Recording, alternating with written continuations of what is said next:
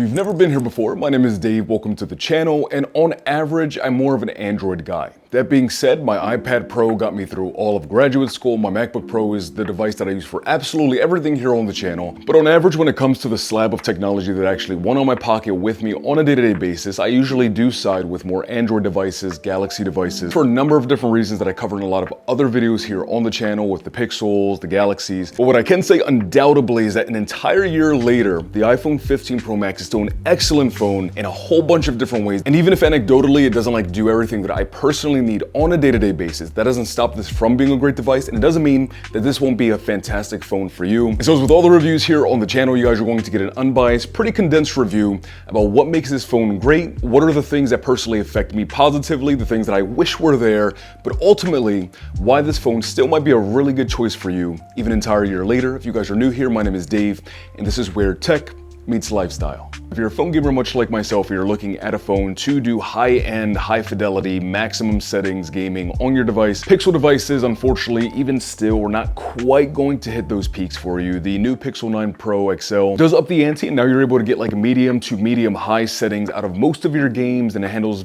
most of those things pretty well, like Honkai Star Rail. Now you can actually play that without a bunch of lagging and stuttering. But for the absolute maximum experience, the iPhone 15 Pro Max is excellent. You can play maximum everything at maximum everything. Even games like Genshin Impact, you can play 120 frames per second, which is something you can't do on, say, the Galaxy S23 Ultra, 24 Ultra, even the Fold 6. The only caveat to that is that this phone gets exceptionally warm very quickly, and a lot of times if you're playing games on those maximum settings, this almost becomes too hot to hold at times. And the screen is beautiful, the speakers are amazing, and so the entire package for gaming and multimedia consumption is great.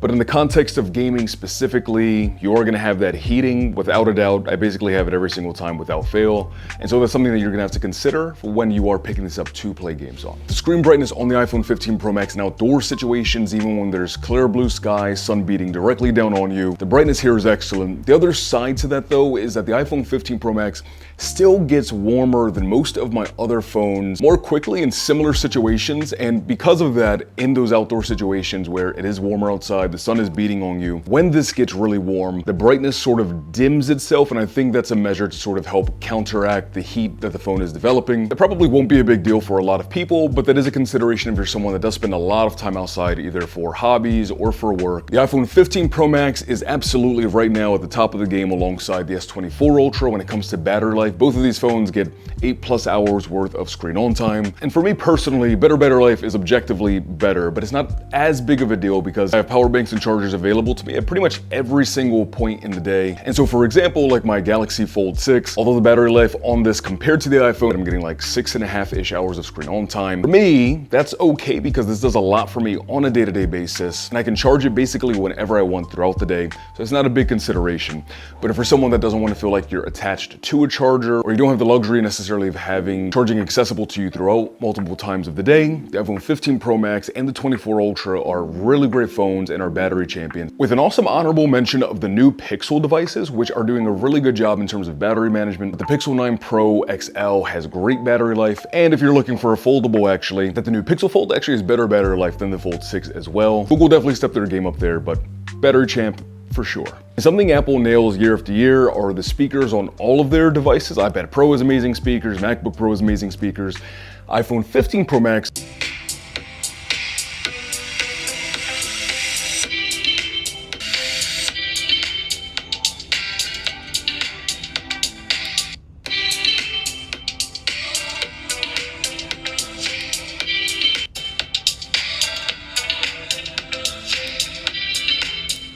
and still to this day, of the phones that I've personally tested, this still has the best speakers in terms of the bass and the depth of the sound. And even at the higher ranges, in my experience, it still retains a lot of really good detail and doesn't really get too pitchy and washed out at the high ends. Speakers are awesome. And I will say too, let me know in the comment section down below if you guys are on team Apple, or if you're coming from say a Pixel, Galaxy device, or any other device. It honestly helps me as a reviewer knowing what you guys' user experiences and perspectives are, and it helps give me a lens to look through when I'm actually using devices myself, what you guys are looking for. So let me know in the comment section down below. All right, so a lot of you guys watching this are probably in the same boat as me where I'm sitting down basically my entire day. A couple of things: that does not feel good for my butt, doesn't feel great for my back. And so having a desk like the 2024 E7 Pro from FlexiSpot is amazing because at a moment's notice, if I really need to, I can be standing up. Look how smooth this is. There's no clicking or juddering. But real quick, I sent a picture of me laying on the desk to my buddy, said proof of quality. He said, you won't stand on it vertically though. So I'm gonna stand on it vertically. So here's me standing vertically. When you're playing your games or you're doing your multimedia or your work stuff, you don't have to worry about this breaking down on you, because unlike those other desks that are made with like cheap and flimsy aluminum, this desk is made out of automotive steel with thickened legs, and so you really do not have to worry at all about this breaking down on you while you're actually using it. Alongside free returns within 30 days. And the thing is, FlexiSpot has a lot of different options and varieties for all kinds of standing desk and ergonomic chairs to meet your demands. And if you really want a stable frame for premium use, I'd highly recommend their E7 Plus standing desk with a 4-leg design. So if you're looking for a super premium standing desk like the E7, you can use my promo code YTE7P50 for $50 off for your own pro standing desk. And I'll have links in the description down below for you guys. So in terms of the cameras and video, I've always kind of heard people talk about how like iPhones have a certain look and feel, and that's something that over time I've absolutely seen comparing this against other devices. There's just something clean and like aesthetically pleasing to the eye, the way that this captures picture and video. And what I can say is that the primary photos that you're getting out of this, the 50 megapixels look exceptional. Zoom leaves a bit to be desired. At the high end now, right, like Galaxy devices have that 8K video mode that look really crisp, they have a lot of detail in them. And even the Pixel with like its 8K boost mode, even though that takes some time to actually like to the cloud, render, and then come back to your phone so you can view it that way, that looks better than the 4K on the iPhone as well. But of all the phones on the market right now that I've personally used, this having that Pro Raw video is amazing. It is the closest looking thing that I've experienced to like DSLR camera video on a phone. The color depth that you're getting there, the way that it's capturing the shadows looks amazing. And there is a learning curve there. You have to actually know how to grade the footage so that it looks good. But as someone that's a content creator, even though if I'm being completely honest, I haven't really used it that way as a content creator, but the times that I have actually captured video on this in that Pro Raw mode, it looks so good. And if you're a content creator that doesn't want to spend a lot of money on a professional camera like my Sony a7 IV, and all you have is money to buy a phone, getting this and learning how to grade the Pro Raw footage that you're getting out of this, it just looks amazing. Can't really say more than that. Now there's an intangible element to the iPhone, and that's really like the community aspect, right? Like I would say like 95% of my friends and my family all have an iPhone, and so iMessage, blue bubbles are a really big thing. I hear about it nonstop. For me personally, that's not really a big factor, but what I can say is that using the iPhone and being able to interact with Animojis and being able to interact with iMessage games, just not too much power. Take that, Qua.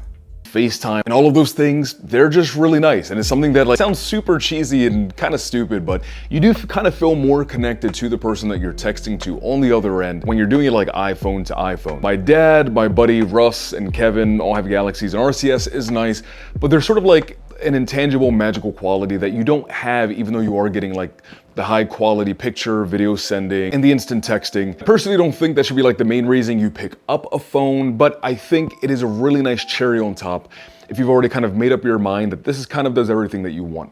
And overall, this is a really good cohesive package, but you're probably wondering, all of these really good things, why is it that I still don't choose this over, say a Pixel 9 Pro XL or a Galaxy S23 Ultra, 24 Ultra? And the biggest thing really is just like, there's just more options, the multitasking, being able to download APK files on the internet if I'm trying to download, say, an application, having the S Pen, having Samsung DeX, being able to have more bubble windows.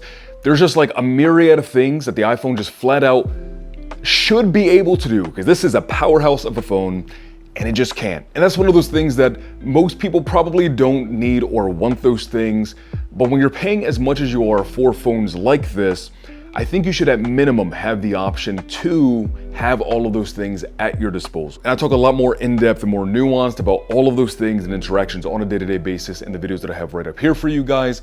Thank you guys so much again for stopping by and hanging out. Let me know if there's anything that I missed in the video that you are personally wondering about. I'm gonna miss some things, unfortunately. I'm human and I have like a million things going on at once. But that being said, I hope you enjoyed the video. I wish you a fantastic remainder of your day. And as always, peace, love, adios, bye guys, and have a great day.